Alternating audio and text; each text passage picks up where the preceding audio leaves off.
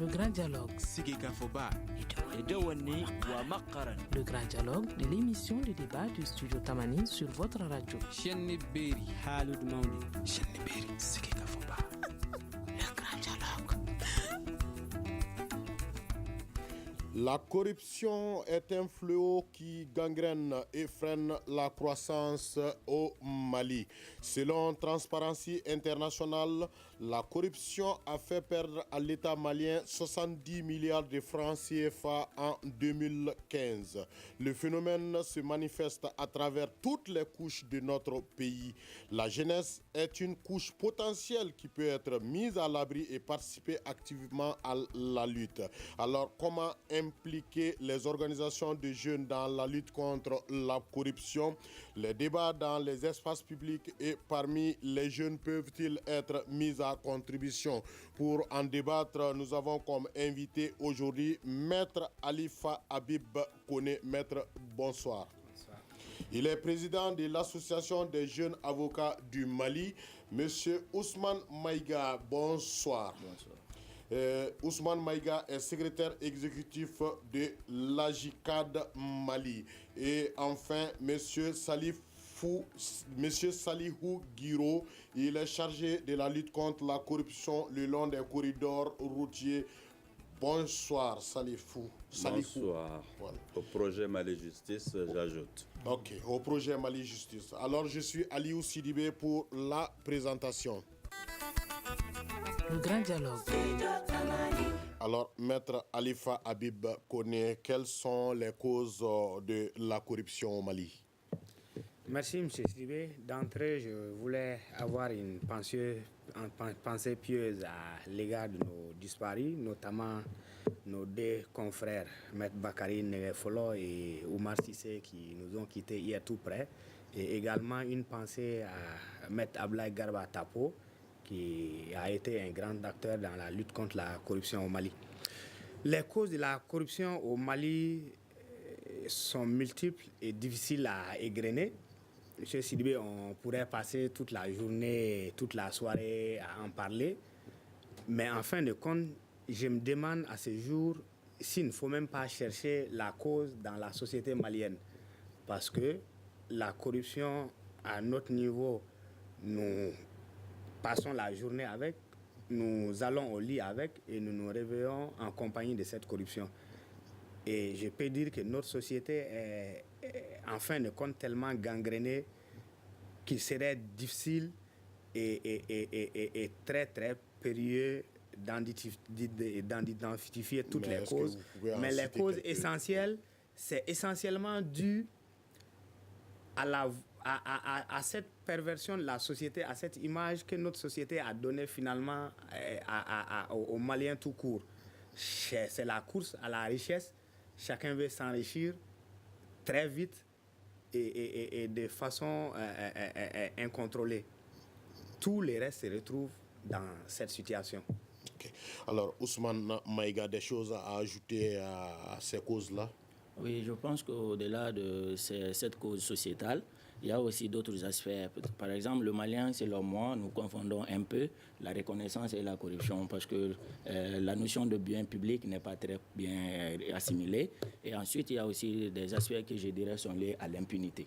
Parce que c'est des choses qui se font de manière récidive, mais il n'y a pas de sanctions à l'égard des acteurs. Donc du coup, cela aussi encourage la corruption. Mais en grande partie, je pense que quand on parle de corruption, ce sont surtout les grandes opportunités que les gens ont à faire la corruption.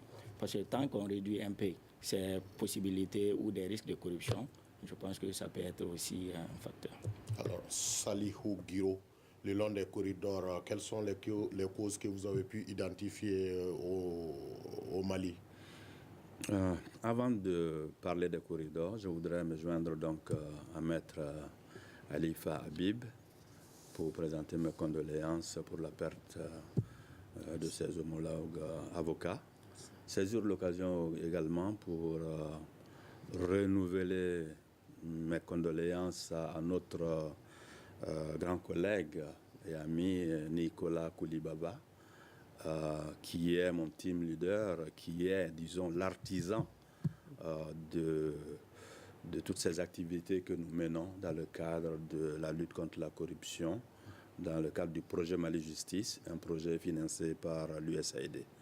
Alors donc je dirais que oui, notre société, on doit la questionner, mais en réalité, la corruption est dans toutes les sociétés. Je crois que Maître Alifa Habib le dit parce que bon, on a le sentiment que c'est devenu normal. La corruption n'est pas normale. On peut la diminuer substantiellement, sinon l'éradiquer. Le long des corridors routiers, les causes fondamentales, c'est déjà les agents qui sont sur les corridors, les hommes en uniforme, ils sont prédisposés à ça. Tout le monde le sait maintenant que pour aller entrer dans la police ou la gendarmerie, des gens payent de l'argent. Donc ils y vont pour chercher de l'argent, pas pour travailler. Donc le terrain est déjà fertile. Et quand ils sont face à des opérateurs économiques qui ne sont pas en règle, c'est plus facile pour ces opérateurs d'arranger la situation et continuer. Mais quelquefois, malheureusement, c'est tout simplement des abus. Les opérateurs sont en règle, mais ils vont payer quand même. Mais au Mali, ce ne sont pas les structures de lutte contre la corruption qui manquent quand même. Il y a de ces années, ils sont en place. Alors, quel bilan peut-on tirer de ces structures-là, à votre avis? Un bilan négatif. Les structures existent, mais est-ce que les structures ont vraiment les moyens de mener cette lutte? Prenons tout simplement la structure qu'on peut trouver partout dans le monde, les services judiciaires. Est-ce que ces services-là disent le droit? Le vérificateur général fait ses rapports, des gens sont épinglés, mais combien de personnes ont été poursuivies? Bon, donc ce n'est pas le fait de créer des structures qui va faire qu'on vaincra la corruption. Il faut en plus la volonté politique réelle de s'attaquer à ce fléau. Cette volonté politique, je doute qu'elle existe. Okay. Mais Maître Alifa Salihou vient de parler, vraiment, au Mali, on dit que le milieu de la justice est un milieu tellement corrompu que une prochaine révolution, c'est possible que ce soit contre cette structure. Alors, à votre avis, quel est le bilan qu'on peut tirer quand même dans la lutte contre la corruption au Mali? Le bilan est négatif, ne nous voilons pas la face. C'est pourquoi je n'ai pas voulu m'étendre sur les causes de la corruption dans la société malienne. J'ai dit que les causes se trouvent au sein même de notre société. Parce que la corruption est devenue une banalité. Si j'ai dit la lutte, le bilan est négatif, voyez-vous même, il y a des signes qui ne trompent pas. Lorsque le bureau du vérificateur général a été créé, cette création a entraîné un très grand engouement. Mais d'aucuns disaient que c'est une structure de plus. Non, mais lorsque le bureau a été créé, il y avait beaucoup d'engouement. Et effectivement, les gens avaient fondé beaucoup d'espoir sur ce bureau. Mais voyez-vous même, le nouveau vérificateur général qui vient d'être nommé, il a été nommé de façon totalement... sa nomination est passée inaperçue. À peine même les journaux en ont parlé. Ce sont des signes qui ne trompent pas. On est dans la deuxième année, la semaine de lutte contre la corruption qui a été instituée, on n'a pas pu l'organiser. Donc, ça veut dire que, sans le dire, en fait, les Maliens même ne croient même plus à cette lutte-là. Et si vous prenez l'essentiel des causes qu'on va énumérer, le vrai problème est simplement politique, hein. Je ne vais pas vous le cacher. C'est un problème de leadership. Est-ce que ce n'est pas peut-être ce qui explique l'orientation donnée quand même à la mission du bureau du vérificateur général? Parce qu'il dit qu'il va donner la priorité au contrôle des performances plutôt que... Hein? Oui, mais justement, c'est ce qui m'a fait sourire. Dans un pays où les détournements se font à l'appel, vous créez une structure de contrôle, comment dirais-je, de contrôle, des contrôles, et qui va s'atteler essentiellement à une vérification de performance.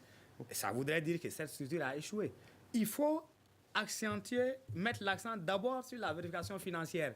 Punir ceux qui doivent être punis et exploiter les rapports qui ont été déposés déjà par ces deux prédécesseurs avant d'aller vers une évaluation. Vous voulez aller vers une évaluation, vous avez beau évaluer, vous allez évaluer quoi? Si tous les fonds que vous mettez pour aboutir à des résultats sont détournés à l'appel, forcément, dans votre évaluation, va faire la preuve que les fonds sont mal gérés, qu'il n'y a pas d'efficacité, il n'y aura pas d'efficience. C'est évident. Donc, pour résumer, la lutte jusqu'à ce jour est un échec. Mais selon vous, quels sont les défis majeurs liés à cette lutte contre la corruption au Mali? Les défis majeurs, c'est d'abord reprendre le leadership. Sur les plans politiques, vous élisez quelqu'un aujourd'hui qui a vraiment envie de lutter contre la corruption, vous allez voir des résultats demain. Parce que à partir de ce leadership, il va s'appuyer maintenant sur les organes de lutte, les organes de contrôle. Il y en a tellement. Dans tous les départements, vous avez des inspections, vous avez les bureaux de vérificateurs, le contrôle général des services. Il y a une multitude de structures de contrôle. Mais les résultats donnent quoi? Les résultats ne donnent rien. Ce sont des rapports qui dorment dans des tiroirs et les mêmes personnes qui devaient être poursuivies continuent à nous narguer tous les jours. Et ce sont ces mêmes personnes, en fait, qui sont les notables dans nos quartiers. Vous voyez, les notables dans les quartiers, c'est qui? Ce sont les mêmes personnes. Et donc, le vrai défi, c'est d'arrêter avec cette hypocrisie et d'aller vraiment dans une vraie lutte contre la corruption et dans tous les domaines. Vous avez parlé du milieu de la justice, même chez Sidibé, ce n'est pas simplement la justice. Vous allez dans un autre domaine, vous trouverez que c'est pire. Oui, on a dit toutes les couches. C'est toutes les sociétés, mais le problème est grave dans le milieu de la justice parce qu'en principe, c'est la justice qui doit trancher et mettre de l'ordre, qui doit être l'espoir. Et quand la justice faillit, ce n'est pas acceptable. Oui, quelqu'un a dit qu'il faudrait être près de la justice pour se rendre compte que les hommes sont loin d'être justes. Alors, Ousmane Maïga, vous êtes activiste au niveau de la JICAD Mali. Alors, quels sont les défis selon vous, les défis majeurs qui sont liés à la lutte contre la corruption au Mali? Oui, merci. Je pense que, comme on vient de le dire tout de suite, il y a le manque de volonté politique qui est très crucial. Et ce manque de volonté politique, je le lis un peu aussi à l'engagement citoyen. Pourquoi? C'est notre manière d'élire nos représentants, c'est notre manière d'élire aussi nos chefs et tout, qui peuvent aussi notifier un peu, eux, de leur engagement par rapport à cela. Pourquoi? Tout de suite, nous serons dans une période d'élection et nous allons assister, c'est sûr, à des achats de conscience qui vont nous conduire à élire une personne à la tête d'une institution ou encore d'une communauté bien donnée. Alors je pense que le citoyen aussi doit se rendre compte enfin que le débit est très important pour la suite dans la lutte contre la corruption. Donc je pense que l'engagement des citoyens est aussi un très grand défi que nous devons relever au-delà de ces défis liés un peu aux politiques. Parce qu'en ce qui concerne les politiques, je pense que c'est un système qui est assez cyclique parce que le président de la République, jusqu'aux ministres, jusqu'aux institutions, les services judiciaires et tout, sont des choses qui sont un peu interliées. Et là, je pense qu'il y a une très grande complicité et aussi une très grande complicité par rapport un peu à la manière dont le citoyen peut s'ingérer dans ses actions. Donc, du coup, ça reste un peu une action qui tourne entre les acteurs politiques et aussi les acteurs un peu, je dirais, du gouvernement et tout. Et on ne peut pas s'attendre à un résultat. Donc, du coup, il faut l'intervention d'un acteur externe qui pourra aussi mettre la pression sur ces différents acteurs qui ne peut être que la société civile que nous sommes. Ok, mais l'ancien président, quand même, le président Amadou Toumani Touré, en son temps, il était clair avec son option. Il ne veut pas honir des chefs de famille. Quand on lui donnait on lui transmettait quand même les rapports d'enquête sur les dossiers sales, donc c'était classé dans le tiroir. Mais avec le président Ibrahim Boubacar Keïta, il a clairement décrit qu'il va lutter implacablement contre la corruption au Mali. Mais vous, en tant qu'activiste, selon vous, qu'est-ce qui n'a pas marché dans cette liste-là? Je pense que le fait de dire qu'on ne va pas unir un peu un chef de famille, tout en se rendant compte que ce chef de famille a pris quelque chose qui ne l'appartient pas, ne doit pas également honorer la famille de ce chef de famille ou même la personne qui décide de le protéger. Au-delà de ça, je pense que l'institutionnalisation de la lutte contre la corruption n'a pas servi à grand chose. Aujourd'hui, comme on vient de le dire, il y a plusieurs services de contrôle dans les services publics, il y a des institutions qui sont plus ou moins indépendantes pour lutter contre la corruption, mais on n'a pas réussi. Donc je pense qu'il faut véritablement que ce soit un engagement au-delà de tout ce qu'on peut voir aujourd'hui et jusqu'à aller à intéresser les personnes qui sont victimes de cette corruption et qu'il y ait aussi une éveil de conscience au niveau de ces individus pour s'engager dans la lutte contre la corruption. Vous écoutez Studio Tamani, votre avis nous intéresse. Écrivez vos commentaires et suggestions sur la page Facebook et dialoguez avec nous. Studio Tamani, c'est aussi les réseaux sociaux. Retour donc sur ce plateau avec notre thème « Quelle peut être l'implication de la jeunesse dans la lutte contre le phénomène de la corruption au Mali ?» Nos invités sont Maître Alifa Habib Koné, il est président de l'Association des jeunes avocats du Mali.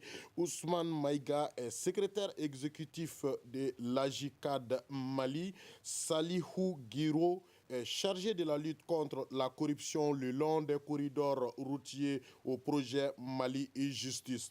Alors, Salihou Guiro, alors selon vous, quel est l'impact de la corruption sur le développement actuel de la jeunesse même au Mali?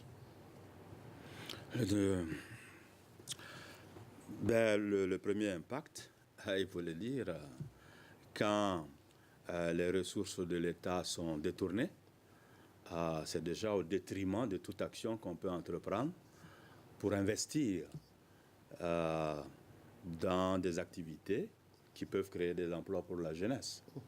C'est la première chose qu'on peut dire. La deuxième, on parle souvent de corruption, mais le népotisme est une forme aussi de détournement dont sont victimes les jeunes. Quand tu ne milites pas dans un parti ou quand tu n'es pas proche d'un responsable, tu ne peux pas accéder à un poste. Cela a un impact sur le développement de la jeunesse. C'est même très dangereux parce qu'il y a beaucoup de jeunes qui auront tendance à vouloir militer pour avoir une place au soleil. Ce n'est pas la bonne façon de faire. C'est dommage. Moi, je me pose toujours la question, les hauts responsables de nos pays, est-ce qu'ils imaginent un peu cet impact négatif de leur comportement sur la jeunesse, sur la population d'une façon générale et sur la jeunesse? Parce que finalement, ils démobilisent les jeunes et les jeunes croient qu'il faut faire de la politique, qu'il faut être proche d'un homme politique pour avoir un poste. Ce n'est plus le mérite qui paye. Donc, on entre dans une spirale de médiocrité, d'opportunisme et qui, finalement, ne montre pas la bonne voie aux jeunes. Et c'est dommage. Ousmane, alors quels sont les impacts selon vous de la corruption sur le développement de la jeunesse au Mali? Je pense que la corruption a un effet qui est, je dirais, multisectoriel parce que c'est à partir d'un peu des ressources qui sont collectées qu'on doit redistribuer dans les services sociaux de base, notamment l'éducation et la santé, dont les premiers bénéficiaires sont nous, les jeunes. Donc, du coup, le fait qu'on n'ait pas assez de ressources ou les ressources disponibles ne sont pas bien gérées, ça peut avoir un impact sur le système d'éducation ou sur l'éducation des jeunes et ensuite sur aussi les questions de santé. Au-delà de cela, la gouvernance aussi, les questions de paix sont toujours salies par la corruption qui nous conduit au conflit. Et quand on prend aussi la sécurité, si vous mettez la corruption au milieu, ça nous conduit à l'insécurité et le développement au sous-développement. Et pourquoi nous, jeunes, nous sommes encore les plus victimes de cela? C'est parce que nous sommes l'avenir de ce pays et aussi le présent, bien sûr. Mais si nous continuons avec ces systèmes de corruption qui perpétuent dans notre société, il est très difficile qu'on ait un avenir meilleur parce qu'il n'y aura pas assez de ressources pour le faire, il n'y aura pas assez de volonté pour le faire et la gouvernance, la stabilité politique, nous ne pouvons pas compter cela. Donc du coup, cela peut être un signe de désespoir pour la jeunesse qui rêve d'un Mali meilleur et plus intègre. Mais vous avez tantôt touché le domaine éducatif. Alors, selon vous, l'environnement éducatif de la jeunesse est-il favorable à l'émergence d'une jeunesse saine non corruptible? Autrement dit, est-ce qu'on a d'autres choix que d'aller vers ça? Oui, il y a toujours des jeunes, malgré cet environnement qui est assez défavorable à l'intégrité et tout, des jeunes qui arrivent à s'en sortir. Je pense que c'est une question aussi d'éducation depuis la famille et aussi dans la communauté jusqu'au niveau du système éducatif. Mais ce qui est sûr, déjà dans nos écoles, l'éducation ne met pas trop d'accent sur les questions d'éducation civique et morale parce que c'est une matière qui est là, mais à l'intérieur, on parle plus de la connaissance de l'État, de la civilité, mais des actions de lutte contre la corruption, de l'intégrité, je pense qu'on doit mettre encore plus d'accent. Et si on part au-delà de l'éducation primaire de base et tout, au niveau supérieur, nous remarquons que dans nos universités, c'est très difficile pour les étudiants parce que l'environnement est très favorable à la corruption et à tous les niveaux et tous les acteurs du monde universitaire sont de loin ou de près impliqués dans ces systèmes de corruption. Donc, si cela doit être la sortie d'un jeune du système scolaire, s'il sort avec cela, je crains que ça n'ait un impact sur sa vie professionnelle et même sur ce qu'il pourra entreprendre plus tard. Okay. Maître Alifa, les impacts de la corruption sur le développement actuel de la jeunesse au Mali? L'impact direct, c'est le problème de prise en charge des besoins de la population, notamment le problème d'accès aux services sociaux de base. Et je prends un seul exemple, l'éducation. Vous voyez ce qu'est devenu notre système éducatif. Et pendant ces temps, officiellement, je ne vous l'apprends pas, on nous apprend qu'il y a un certain nombre de professeurs qui émargent sur le budget et qui n'existent pas. Ce n'est pas de moi, c'est le ministre de l'Éducation qui vient de démissionner, qui l'a dit publiquement. Beaucoup de gens à son niveau émargeaient sur le budget. Il y a des élèves fictifs.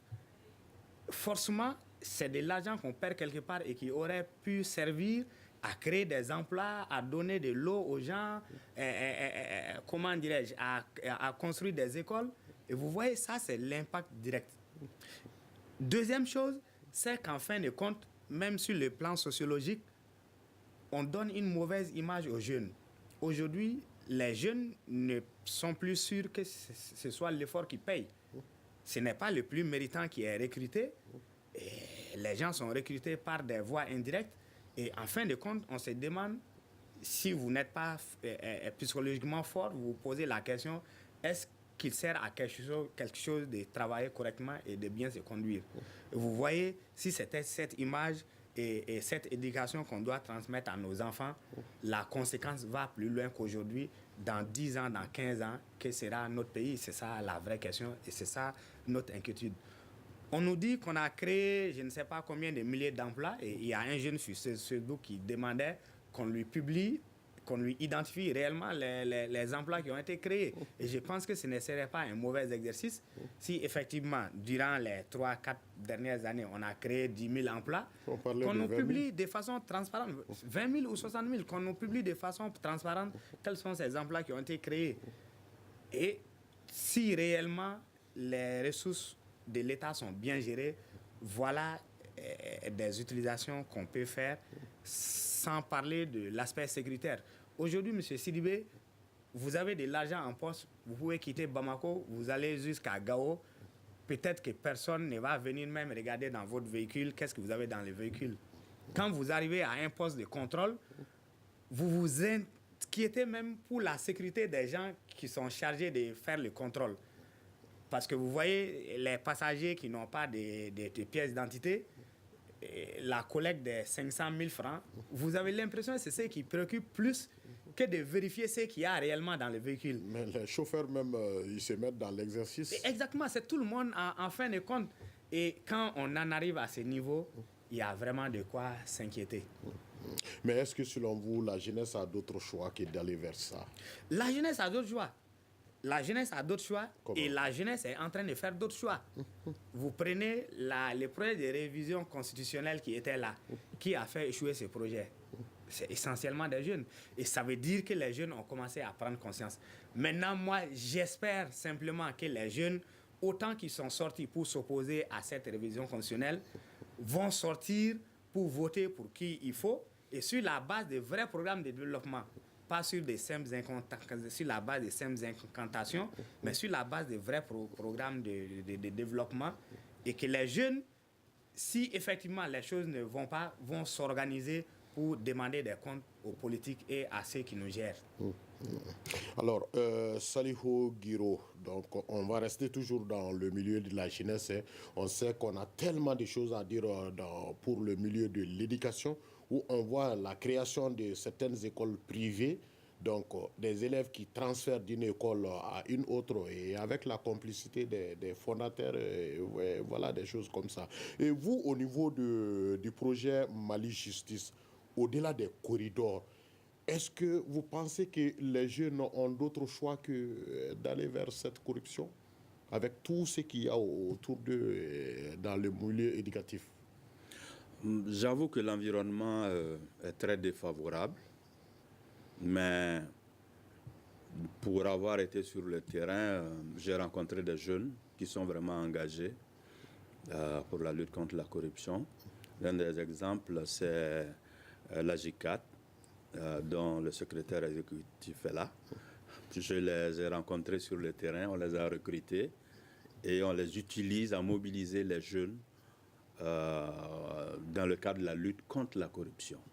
Récemment, ils viennent d'une mission à Sikasso où ils ont mobilisé les jeunes de la région de Sikasso, les sensibiliser, les informer sur la corruption et sur comment ils peuvent contribuer à lutter contre ce phénomène.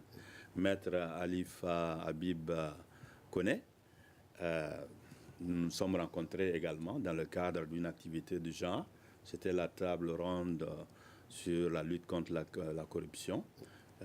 Il a été l'un des présentateurs à cette occasion et les jeunes ont été réunis. Donc, tout espoir n'est pas perdu, il y a des jeunes qui sont mobilisés et on peut continuer à les mobiliser. Et comme Maître Alifa Habib l'a dit, ces jeunes, je crois qu'ils sont de plus en plus conscients et il faut qu'ils sachent que leur bulletin de vote compte. Je suis sûr qu'ils ont déjà commencé à travailler, sensibiliser les jeunes, mais aller au-delà même des jeunes, expliquer aux autres populations. L'intérêt du Mali, c'est arriver à trouver le bon dirigeant qui a l'ambition, qui a la vision pour travailler uniquement pour les intérêts du Mali et des Maliens. Si les jeunes peuvent faire cela, ce sera une très bonne chose. Au projet Mali Justice, oui. Nous avons 3 composantes. Je suis là au nom d'une composante, lutte contre la corruption le long des corridors routiers. Et nous avons 2 autres composantes. La première, c'est l'appui institutionnel, appui aux institutions judiciaires. Et c'est la plus grosse. Et il y a une deuxième, faciliter l'accès à la justice de tous les citoyens maliens, y compris la justice informelle ou traditionnelle. Je ne sais pas comment il faut l'appeler. Donc nous avons ces composantes qui travaillent dans ces domaines et qui couvrent tout le Mali. Ah, ok. Donc vous avez entamé déjà le dernier volet quand même de ce débat qui concerne les propositions de solutions. Alors selon vous, comment amoindrir les facteurs qui sabotent l'implication de la jeunesse dans la lutte contre la corruption? Déjà, il faut dire que c'est pas les jeunes peuvent s'activer, mobiliser, sensibiliser les jeunes à être de bons citoyens. Mais malheureusement, je ne pense pas que ce soit les jeunes qui détiennent les moyens pour lutter contre la corruption. Les moyens, il faut commencer déjà par une volonté politique bien exprimée. Que la population sente que cette volonté politique est réelle. Moi, quand un homme politique me dit qu'il veut lutter contre la corruption et que je vois dans son entourage des gens connus pour leur corruption active, pour des détournements, en tout cas des gens qui n'ont pas la bonne image auprès de l'opinion publique, je me dis, mais il plaisante. Où il prend les Maliens pour ce qu'ils ne sont pas. Donc, c'est déjà la volonté politique d'abord. Et ensuite, les institutions, les autres institutions qui contribuent à lutter contre la corruption. Mais les jeunes pourront toujours sensibiliser, former à la citoyenneté, mais ce n'est pas les jeunes qui peuvent lutter contre la corruption. Une réaction, un avis, un commentaire. Réagissez sur la page Facebook de Studio Tamani et restez connectés avec nous. Studio Tamani sur les réseaux sociaux pour vous faire entendre. Retour donc sur ce plateau avec notre thème, la lutte contre la corruption au Mali. Quelle peut être l'implication de la jeunesse dans cette lutte contre ce phénomène? Avec nos invités, Maître Alifa Habib Koné, il est président de l'Association des jeunes avocats du Mali. Ousmane Maïga est secrétaire exécutif de l'AJICAD Mali. Salihou Guiro est chargé de la lutte contre la corruption le long des corridors routiers au projet Mali et Justice. Alors, Salihou, votre réaction, vous aviez une réaction tout juste à la pause? Alors, je disais donc, je reviens là-dessus, volonté politique et institutions dédiées à la lutte contre la corruption. Et évidemment, comment dirais-je, pas d'impunité. Très bien. Personne n'est au-dessus de la loi. Okay. Merci beaucoup. Alors, Maître Alifa Habib, alors selon vous, comment amoindrir les facteurs qui sabotent l'émergence d'une jeunesse non corruptible au Mali? Monsieur Sidibé, merci. Je crois que la responsabilité est tout d'abord collective. Collective en ce sens que dans un système démocratique, on confie le pouvoir à quelqu'un pour gérer à notre place. Mais ce n'est pas un pouvoir qui est confié sans contrôle. Et lorsque ça ne va pas, c'est à la société civile de se mobiliser pour exiger des choses. Nous avons tous beaucoup espéré lorsque la loi portant prévention et lutte contre l'enrichissement illicite a été adoptée. Mais voyez-vous où est cette loi aujourd'hui? Cette loi a été suspendue alors que nous demeurons convaincus que cette loi était une des solutions pour lutter contre la corruption. Et je demeure convaincu qu'à ce jour, si la vraie lutte contre l'enrichissement illicite recommence, on va aboutir à des résultats parce que beaucoup de gens vont vomir ce qu'ils ont dû prendre de façon illégale. Maintenant, sur le terrain individuel aussi, c'est une responsabilité de tout un chacun. Il s'agit d'accepter de dire non à la corruption. Et les jeunes avocats disent non à la corruption. Ils l'affirment partout où ils doivent les réaffirmer. Prenez un simple exemple. J'étais en train de m'amuser un peu en parcourant les derniers rapports du vérificateur général. Et il est textuellement écrit là-dedans que lorsqu'ils ont contrôlé l'attribution des derniers logements sociaux, ils ont trouvé que le ministre du Logement à l'époque avait lui-même personnellement irrégulièrement attribué 50 logements et que la commission d'attribution des logements avait irrégulièrement attribué 141 logements. Ce n'est pas moi qui l'ai dit, c'est expressement écrit dans les rapports du vérificateur général. C'est public. Maintenant, M. Sidibé, qu'est-ce qu'on fait de cette révélation? C'est ça la question. Et ça, ce n'est plus simplement de la responsabilité des politiques, ça, c'est de la responsabilité de tous les Maliens. Parce que des rapports officiels pointent des gens nommément pour dire ils ont fait ci, ils ont fait ça. Et ces gens se promènent impunément et en revenant même peut-être briguer le suffrage des Maliens. Et il y aura encore des Maliens qui vont voter pour de telles personnes pour les diriger. Donc c'est pourquoi j'ai dit le problème n'est plus simplement au niveau des politiques, il est citoyen parce que c'est à nous de dire à telle et telle personne qui se présente devant nous, non, vous n'êtes plus digne d'être devant nous et il faut qu'on exige que des poursuites soient initiées contre ces gens parce que vraiment l'impunité a suffisamment duré et si on veut vraiment construire ces pays, c'est à la jeunesse de mobiliser comme elle a mobilisé pour s'ériger contre la réforme constitutionnelle et institutionnelle pour que ces pays-là aillent finalement de l'avant. Oui, il n'est pas impossible que le ministre en question là, postule pour la magistrature suprême au nom de l'ADEMA. Alors, Ousmane Maïga, donc comment faire selon vous pour amoindrir les facteurs qui sabotent l'implication de la jeunesse dans la lutte contre la corruption? Parce qu'on sait quand même que ce n'est pas l'élaboration des textes qui manque, ce n'est pas la mise en place des structures qui manquent, mais en tout cas, ça ne marche pas. Oui. Chez nous, à l'Association des jeunes pour la citoyenneté active et la démocratie, notre vision du Mali, c'est une nation prospère et pacifiée dans laquelle surtout l'état de droit est instauré. Et qui parle d'instauration de l'état de droit, parle du respect d'abord de ces textes et de ces institutions et leur application en tant que telle. Mais aussi, il y a cet aspect qui est très important, qui est un peu l'engagement du jeune citoyen dans la promotion de la citoyenneté pour avoir cet état du Mali que nous voulons. Alors pour cela, d'abord, l'un des facteurs qui est très important, c'est d'abord de tout faire pour éviter l'instrumentalisation et la manipulation des jeunes. Parce qu'on l'a toujours vu, les jeunes ont été de tout le temps manipulés par des politiques, par des opérateurs économiques, par d'autres acteurs pour lutter pour leur cause à eux, mais pas pour les causes de la jeunesse. Alors que cette corruption, on vient de le dire au début, que ça affecte beaucoup la jeune.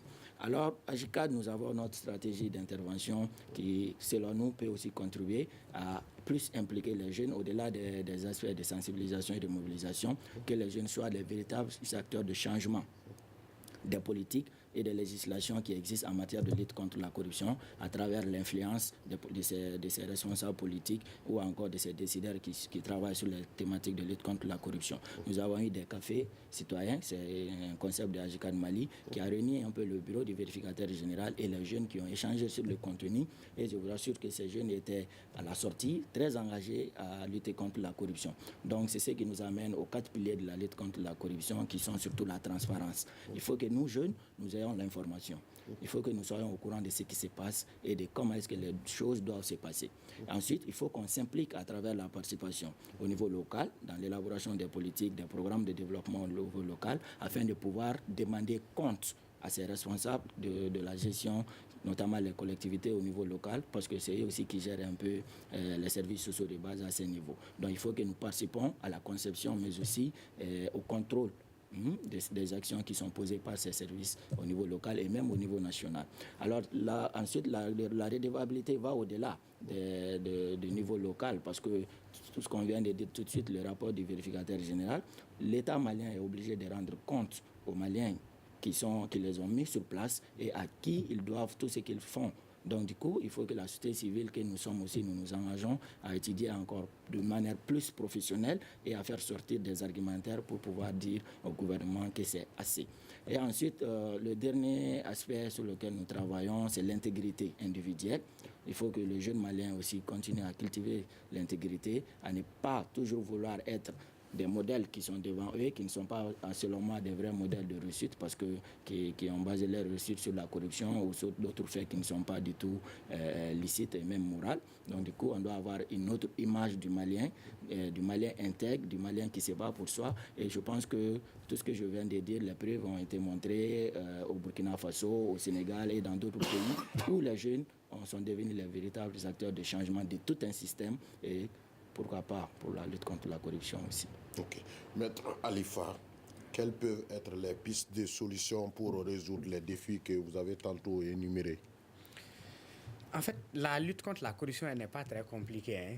L'exemple simple que je vais vous prendre, c'est les derniers recrutements des auditeurs de justice, en fait les magistrats.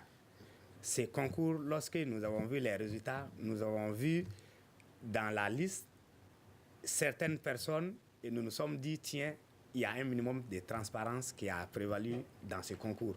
Et c'est par des exemples comme ça qu'on va y arriver. C'est pour vous dire félicitations au ministre de la Justice qui a accepté d'organiser ce concours dans la transparence. Et c'est comme ça que nous allons construire le pays. L'autre exemple, c'est au niveau du barreau. Les avocats se sont donnés comme challenge de faire un recrutement totalement transparent. Et jusqu'à preuve du contraire, c'est ce qui a toujours prévalu. Et nous allons veiller à ce que cela soit toujours. Monsieur Sidibé, je pense que c'est par ça d'abord qu'on va commencer. Monsieur Guiraud avait mis le focus dessus. Ce n'est pas la qualité des hommes qu'on va lutter et construire ces pays. Et la qualité des hommes suppose quoi? C'est d'abord les recrutements. Vous faites un mauvais recrutement, vous aurez forcément des mauvais hommes. Mais vous commencez par un bon recrutement. C'est à travers cette qualité qu'individuellement, les gens vont se mettre au travail et faire du bon travail. Donc, j'insiste essentiellement sur le recrutement et au niveau de la fonction publique générale et au niveau des autres recrutements. Ensuite, la vraie responsabilité, c'est au niveau de la société civile. Et j'ai toujours dit et j'ai toujours répété, la lutte contre la corruption, si elle doit se faire, le facteur déclencheur va venir de la jeunesse. Si les jeunes se mobilisent, toutes ces grandes luttes, toutes ces révolutions qu'on a vues, Mars 91, ne vous leurrez pas, ce n'étaient pas les plus anciens qui ont été à la base de la révolution. Ce sont les plus jeunes qui ont dit maintenant ça suffit. Et aujourd'hui, si la jeunesse en fait de même, il a pris l'exemple du Burkina. Thomas Sankara, il avait quel âge quand il arrivait au pouvoir? Donc, c'est vous dire que jeunesse peut, simplement, il faut qu'on s'organise et qu'on mobilise les restes de la société civile. Je parle de la vraie société civile. Et une fois que cette société civile est mobilisée, les politiques n'auront pas le choix, ils seront obligés de suivre. Et notamment, cette lutte contre l'enrichissement illicite, elle sera certainement de nouveau à l'ordre du jour. Merci. Alors, Ousmane Maïga, on dit traditionnellement chez nous, si jeunesse savait, si vieillesse pouvait. Alors, Maître Alifa vient de dire aujourd'hui que la jeunesse peut bien. Alors, selon vous, quelles peuvent être les pistes de solutions pour résoudre les défis qui se posent à la lutte contre la corruption au Mali?